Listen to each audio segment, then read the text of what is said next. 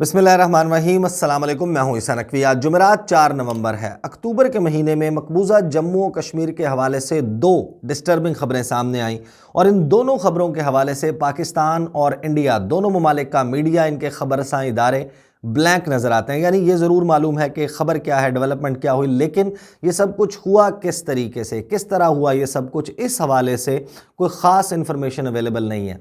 और इस वीडियो में मैं इन्हीं दो डेवलपमेंट और इन्हीं दो खबरों के हवाले से बात करूंगा। एक तो कुछ इन्फॉर्मेशन अब पब्लिक डोमेन में अवेलेबल है और इस सारे मामले पर, इन दोनों खबरों के हवाले से पाकिस्तान में जो लोग इन मामलात को देख रहे हैं उनमें से कुछ लोगों के साथ मेरी बात हुई। ज़ाहिर है कि वो ऑफ द रिकॉर्ड गुफ्तगू थी, उनका नाम मैं यहाँ पर नहीं बता सकता, लेकिन इन दोनों मामलात पर क्या चल रहा है इस हवाले से मैं आपके सामने इन्फॉर्मेशन रख दूंगा। कुछ सवालात अभी भी मौजूद हैं। पहली खबर आई जी 18 अक्टूबर को। 18 अक्टूबर को खबर आई कि मुत्तहिदा अरब अमारात and to be very precise Dubai की हुकूमत बड़े पैमाने पर सरमायाकारी करने जा रही है मकबूजा जम्मू और कश्मीर में। इस हवाले से इंडिया की हुकूमत और दुबई की हुकूमत के दरमियान कुछ मेमोरेंडम ऑफ अंडरस्टैंडिंग यानी कि मुफाहमत की याददाश्त पर दस्तखत किए गए।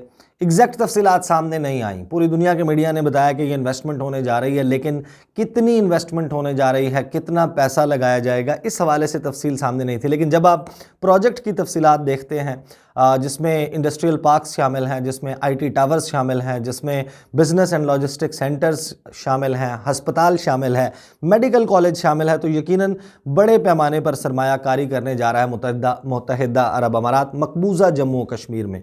अब इसमें कुछ इंतहाई अहम सवालात हैं। एक तो दुनिया में कारोबार का, बिजनेस का, सरमायाकारी का असूल है कि दुनिया का कोई भी मुल्क या कोई भी बिजनेसमैन अगर सरमायाकारी करता है, बिजनेस करता है, तो उसका मकसद होता है मुनाफा कमाना। अब मकबूजा जम्मू कश्मीर एक ऐसा इलाका जो दुनिया का सबसे हैविली मिलिटराइज्ड जोन है।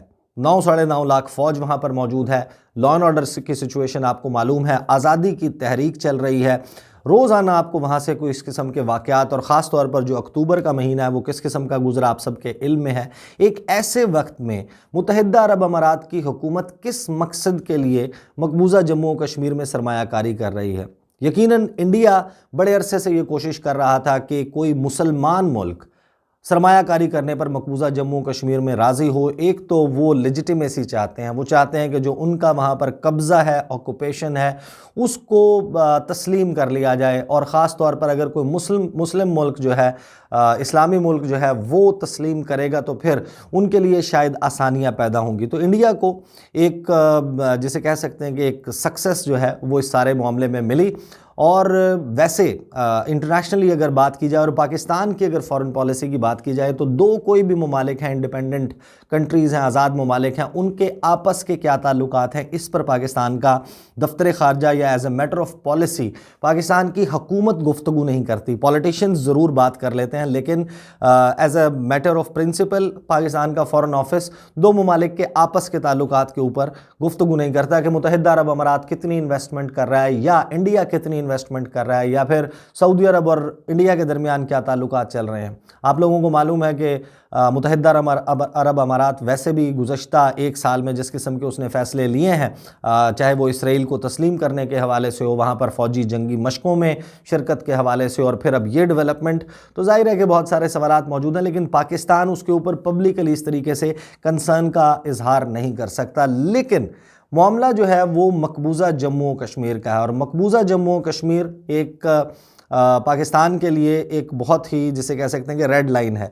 कोई भी मुल्क इसके हवाले से अपनी पॉलिसी इस तरीके से तब्दील करता है, और ख़ास तौर पर कोई मुसलमान मुल्क, इस्लामी मुल्क हो और OIC के बानियान में शामिल हो, फाउंडिंग मेंबर्स में शामिल हो, और वो मकबूजा वादी के हवाले से इस किस्म का काम करे, तो पाकिस्तान को बड़ा ज़ोर व शोर से इसके ऊपर रिएक्ट करना चाहिए था। इस मामले पर तशवीश का इजहार करना चाहिए था, उनके साथ ये मामला डिप्लोमेटिकली टेकअप करना चाहिए था। लेकिन पाकिस्तान के दफ्तर ख़ारजा ने, पाकिस्तान की हुकूमत ने इस सारे मामले पर चुप साध ली।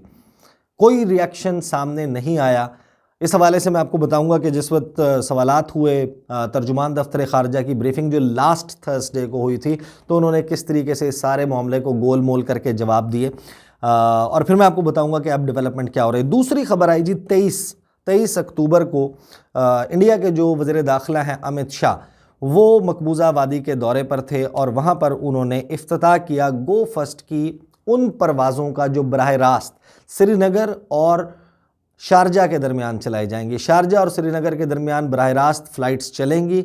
और फिर ख़बर ये आई कि ये ना सिर्फ परवाज़ें चलेंगी, हफ्ते में 4 परवाज़ें चलनी थी। और वैसे भी श्रीनगर जो है वो कोई इंटरनेशनल एयरपोर्ट नहीं है डिक्लेयर्ड इस तरीके से कि वहाँ से रेगुलरली परवाज़ें ऑपरेट होती हों श्रीनगर से मुख्तलिफ ममालिक के लिए।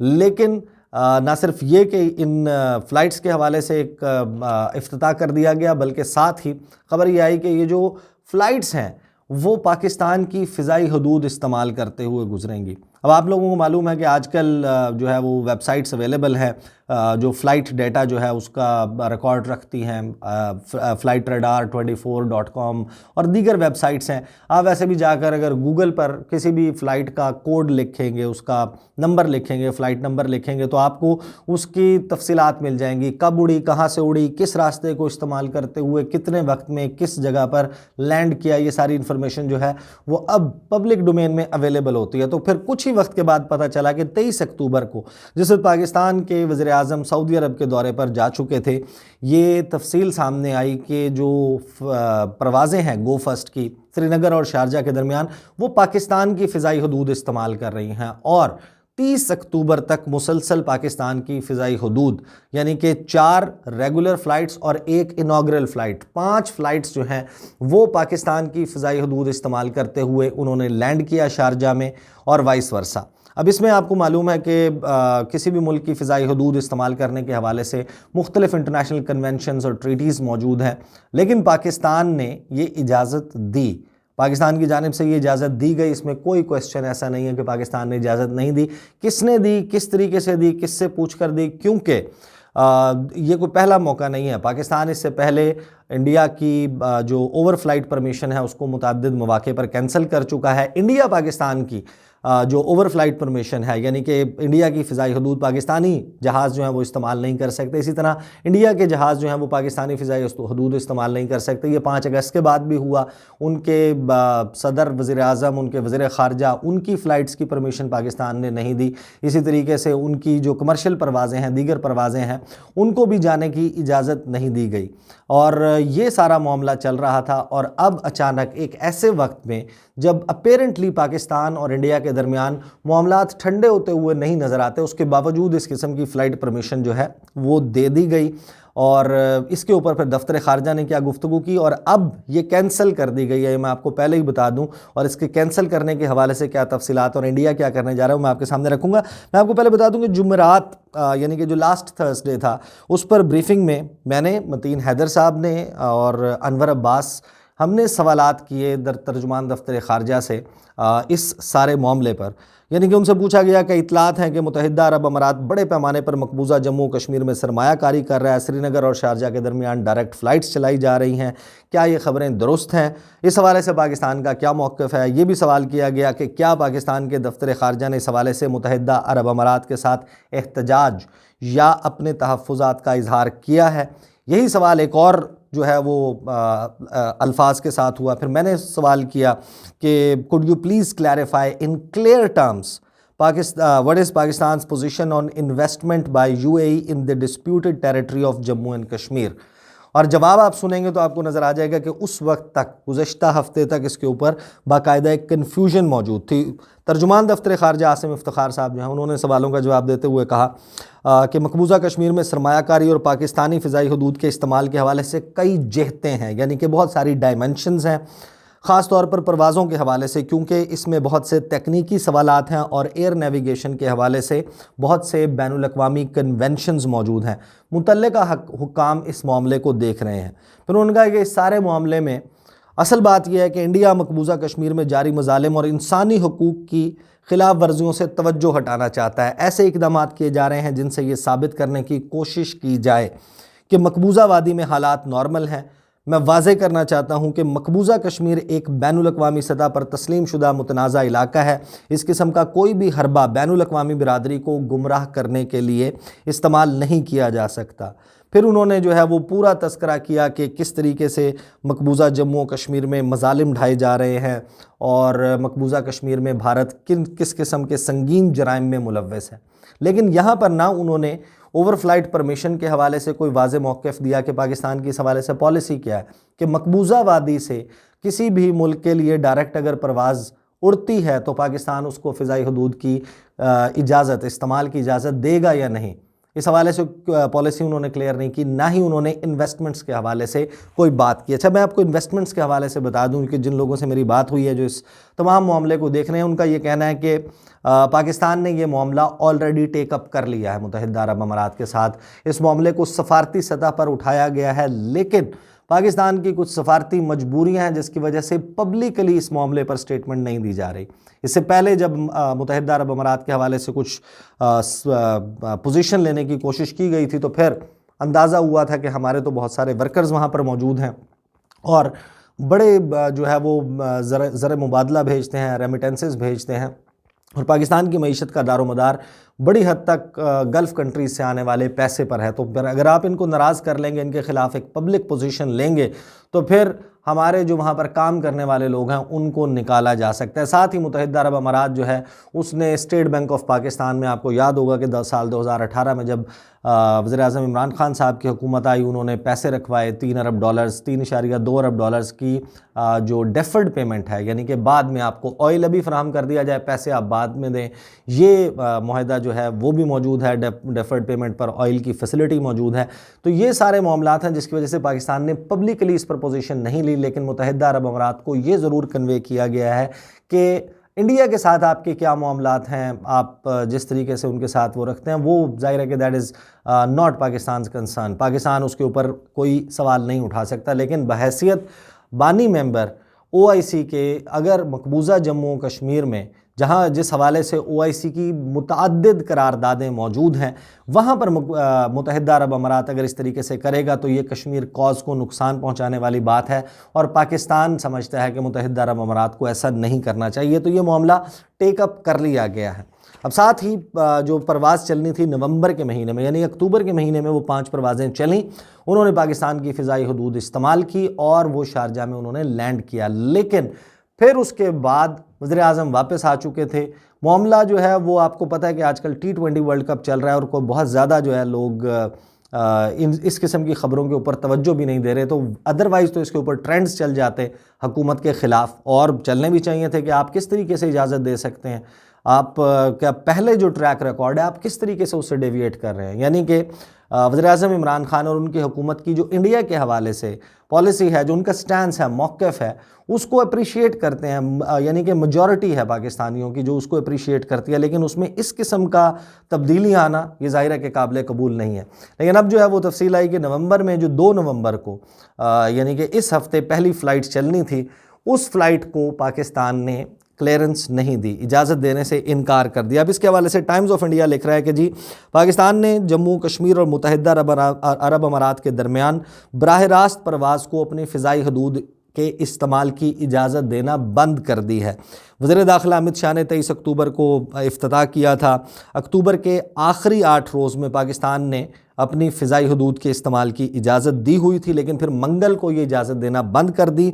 2 नवंबर को जो फ़्लाइट जिसने प्रवास किया श्रीनगर से, उसको शारजा जाने के लिए निस्बतन लंबा फ़िज़ाई रास्ता इस्तेमाल करना पड़ा, और पाकिस्तान की फ़िज़ाई हदूद इस्तेमाल ना करने की वजह से पहले जो परवाज़ 3 घंटे 40 मिनट में शारजा लैंड कर रही थी, लेकिन मंगल के रोज़ जब ये परवाज़ गई तो उसको 50 मिनट का इजाफी वक्त लगा।